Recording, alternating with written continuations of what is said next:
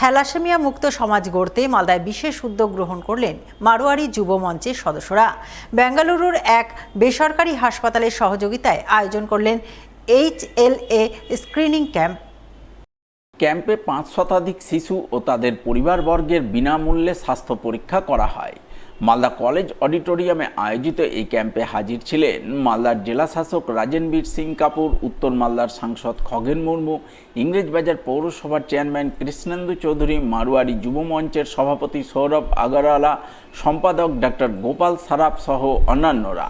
এদিন তাদের উপস্থিতিতে 5 শতাধিক শিশু ও তাদের পরিবারের থ্যালাসেমিয়া নির্ণয় করা হয়। তাদের মধ্যে থ্যালাসেমিয়ার লক্ষণ ধরা পড়লে তাদের উন্নত চিকিৎসা পরিষেবা প্রদানের আশ্বাস দেন মারোয়ারি যুব মঞ্চের সদস্যরা। সেই সঙ্গে থ্যালাসেমিয়া আক্রান্ত শিশুদের সম্পূর্ণ বিনামূল্যে বোন ম্যারো ট্রান্সপ্লান্টের সুবিধা প্রদানের আশ্বাস দেন বলে জানা গেছে। তো সকাল পর্যন্ত রেজিস্ট্রেশন হয়েছে প্রায় 300 পেশেন্ট, মানে হচ্ছে শুধু 300 না, প্রত্যেক পেশেন্টের সঙ্গে যে তার মা বাবা এবং তার ভাই বোন, অ্যাভারেজ যেটা একটা ফ্যামিলিতে 4 জন থাকে, তো 300 পেশেন্ট মানে 1200 পেশেন্ট অলরেডি আমাদের এখানে রেজিস্ট্রেশন হয়ে গেছে। আমাদের আজকের ক্যাপাসিটি আছে 2000 পর্যন্ত পেশেন্ট আসলে আমরা তার টেস্টিং করতে পারি।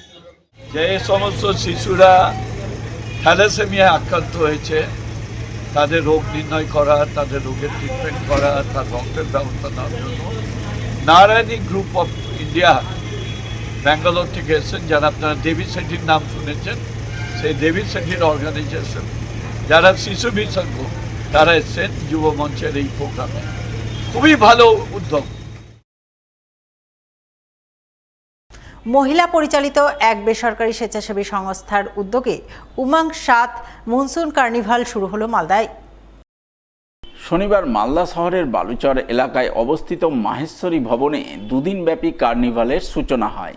ফিতে কেটে আনুষ্ঠানিক সূচনা করেন ডক্টর নিশান্ত আগরওয়াল এবং ডক্টর অঞ্চল আগরওয়াল।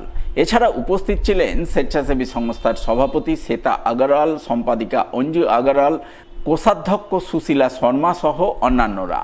এদিন তাদের উপস্থিতিতে দুদিনব্যাপী উমাং 7 মনসুন কার্নিভাল শুরু হয়। কার্নিভালে স্বেচ্ছাসেবী সংস্থার মহিলারা বিভিন্ন ধরনের গার্মেন্টস, জুয়েলারি, হস্তশিল্পের সামগ্রী তুলে ধরেন, যা নজর কাড়ে সকলের। তাই প্রথম দিনেই কার্নিভালে কেনাকাটা করতে ভিড় উপচে পড়ে ক্রেতা সাধারণের।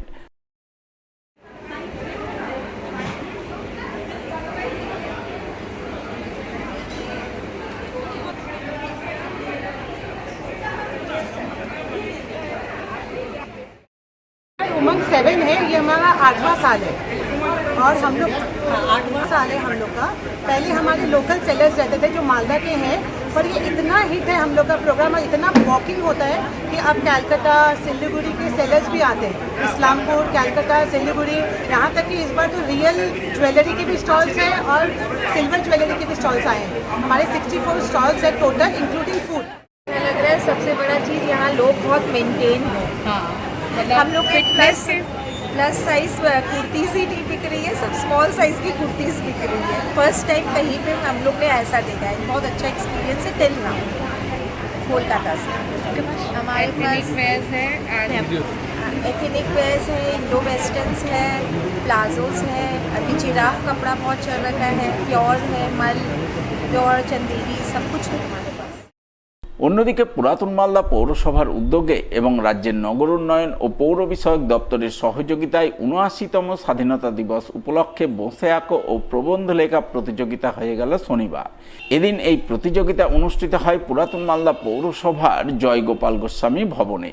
পাকা ছাদ, সুরক্ষিত ঠাঁই, আবাস যোজনার হাত ধরে এগিয়ে যায়, এই স্লোগানকে সামনে রেখে অনুষ্ঠিত প্রতিযোগিতায় প্রধানমন্ত্রী আবাস যোজনার উপভোক্তাদের সন্তান সহ অন্যান্য ছাত্রছাত্রীরা অংশগ্রহণ করে। প্রবন্ধ অঙ্কন প্রতিযোগিতার বিষয় ছিল সবার জন্য বাসস্থান, সবার জন্য উন্নত জীবন।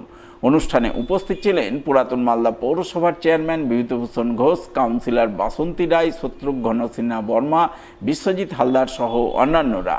প্রতিযোগিতা শেষে সফল প্রতিযোগীদের পুরস্কৃত করা হয়। প্রথম ও দ্বিতীয় স্থানাধিকারীরা রাজ্য স্তরের প্রতিযোগিতায় অংশগ্রহণের সুযোগ পাবে এবং সেখানে সফল হলে দিল্লিতে জাতীয় পর্যায়ে অংশ নেওয়ার সুযোগ মিলবে বলে জানা গেছে। আজকে আপনারা জানেন যে আমাদের প্রধানমন্ত্রী আবাস যোজনা নিয়ে একটা কালচারাল এবং কম্পিটিশন একটা হচ্ছে এখানে, যেটা অঙ্কন প্রতিযোগিতা এবং রচনা প্রতিযোগিতার মাধ্যমে যারা আমাদের ইতিমধ্যেই এই প্রধানমন্ত্রী আবাস যোজনা আপনারা জানেন যে আমাদের রাজ্য সরকার দিচ্ছে 1,93,000, কেন্দ্র 1,50,000 এবং বেনিফিশিয়ারির 25,000 টাকা করে দিচ্ছে এই প্রজেক্টে। এবং ইতিমধ্যেই আমরা প্রায় 6,000 বেনিফিশিয়ারির কাছে পুরাতন বাংলা পৌরসভা আমরা এই প্রধানমন্ত্রী আবাস যোজনার সুযোগ সুবিধা পৌঁছে দিতে পেরেছি। আমরা এই অ্যাওয়ারনেসের মাধ্যমে, এবং এই অ্যাওয়ারনেসটা সারা পশ্চিমবঙ্গেই হচ্ছে, পুরাতন বাংলা পৌরসভা নয়, প্রত্যেকটা পৌরসভাগুলো 2 জন করে প্রতিযোগী যাবে আমাদের রাজ্য স্তরে। এখানে যারা অঙ্কন করছেন তাদের থেকে ফার্স্ট সেকেন্ড যাবে, যারা রচনা তারাও 2 জন যাবে। রাজ্য স্তরেও একটা কম্পিটিশন হবে এবং সেটা থেকে যারা এই প্রতিযোগিতার থেকে অংশগ্রহণ করে প্রথম এবং দ্বিতীয় হবেন তারা কিন্তু যাবেন কেন্দ্রীয় স্তরে। অর্থাৎ এক কথায় প্রধানমন্ত্রী আবাস যোজনার একটা অ্যাওয়ারনেস প্রোগ্রামই এটা।